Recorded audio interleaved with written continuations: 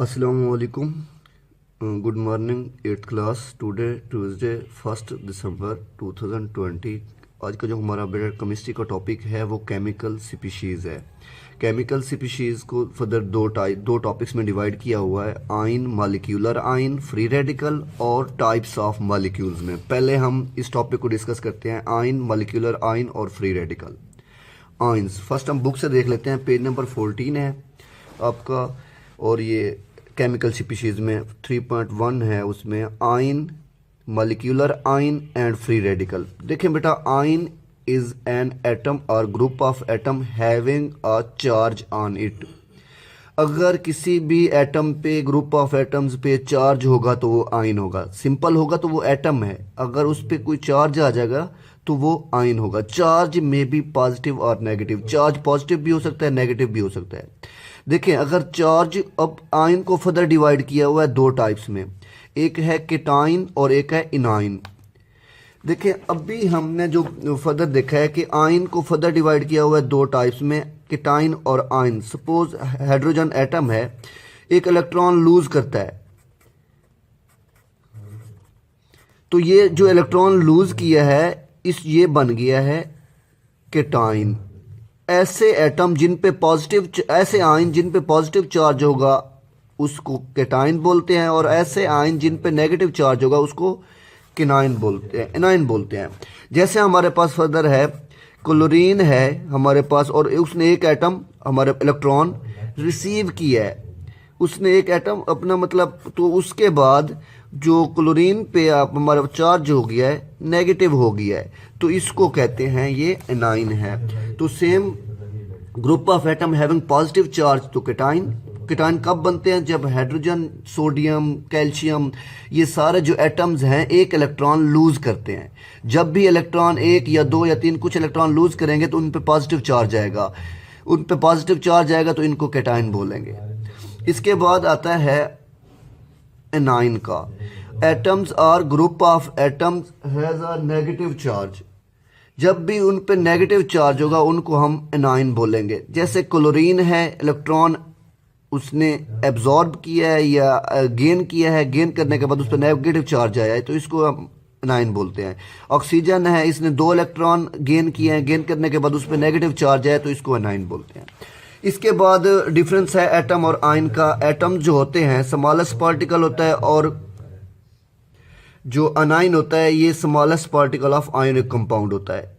और जो एटम्स होता है ये इंडिपेंडेंटली एग्जिस्ट भी करता है और नहीं भी कर सकता, तो ये इंडिपेंडेंटली एग्जिस्ट नहीं करता और ये अपने पॉजिटिव चार्ज आयन के साथ सराउंड होता है। तो ये न्यूट्रल होता है एटम, जैसे हाइड्रोजन एटम है न्यूट्रल है, सोडियम एटम है न्यूट्रल है। तो इसी तरह जो आयन है, तो सोडियम आयन है जैसे सपोज, तो ये न्यूट्रल नहीं है, तो इस पे कुछ ना कुछ चार्ज होता है, पॉजिटिव या नेगेटिव। जैसे हमारे पास क्लोरीन है, ये नेगेटिव चार्ज होता है, तो इन पे न्यूट्रल है। तो इसके बाद बेटा आज के टॉपिक में मॉलिक्यूलर आयन है। Molecular ion loses or gain electron.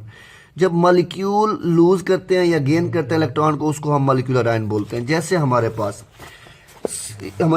CH4 molecule है, तो अगर मॉलिक्यूल CH4 प्लस इस पे आया और एक इलेक्ट्रॉन लूज किया या कुछ इलेक्ट्रॉन लूज किए, तो इसको अब ये जो है ये मॉलिक्यूलर आयन बन गया। ये फर्स्ट मॉलिक्यूल था और ये मॉलिक्यूल आयन बन गया।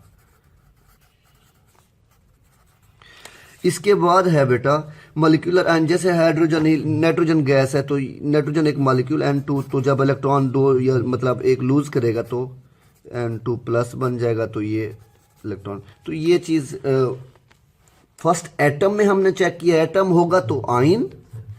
अगर हमारे पास मॉलिक्यूल होगा, मॉलिक्यूल इलेक्ट्रॉन लूज करेगा या गेन करेगा, तो उसको मॉलिक्यूलर आयन बोलते हैं। तो इसके बाद मॉलिक्यूल और मॉलिक्यूलर आयन का भी डिफरेंस है कि ये ऑलवेज न्यूट्रल होते हैं, मॉलिक्यूल स्टेबल होते हैं, ये कॉम्बिनेशन ऑफ एटम से बनते हैं, और ये नेगेटिव और पॉजिटिव चार्ज होता है, और ये आयोनाइजेशन से बनते हैं। ये रिएक्टिव स्पीशीज़ हैं, रियली रिएक्टिव करते हैं नेगेटिव चार्ज के साथ या अपोजिटिवली चार्ज्ड आयन के साथ या मॉलिक्यूल के साथ। तो ये स्टेबल होते हैं, ये चार्ज मतलब उनका।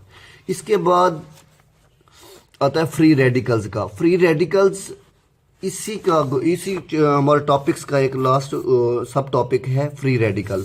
Free radicals are atoms or group of atom possessing odd number of electron. अगर किसी भी एटम्स में ऑड नंबर ऑफ इलेक्ट्रॉन होंगे तो वो फ्री रेडिकल होगा। जैसे हम देखते हैं हमारे पास हाइड्रोजन है, हाइड्रोजन में जो इलेक्ट्रॉन होते हैं 1 होते हैं, तो इसका जो ऑड नंबर है तो इसको हम डॉट से शो करते हैं। जैसे हमारे पास क्लोरीन है, क्लोरीन में ऑड होते हैं, और H3CH3 में भी कार्बन में ऑड होते हैं। तो इसी तरह इसकी फर्दर एग्जांपल है, देखिए हमारे पास CH4 है। जब CH4 है सनलाइट की उसमें हाइड्रोजन एक लूज हो जाता है, H3C हो जाता है और प्लस H। अब ये भी हमारे पास फ्री रेडिकल बन गया, ये भी हमारे पास फ्री रेडिकल बन गया, क्योंकि नंबर ऑफ जो इलेक्ट्रॉन है इसमें ऑड है।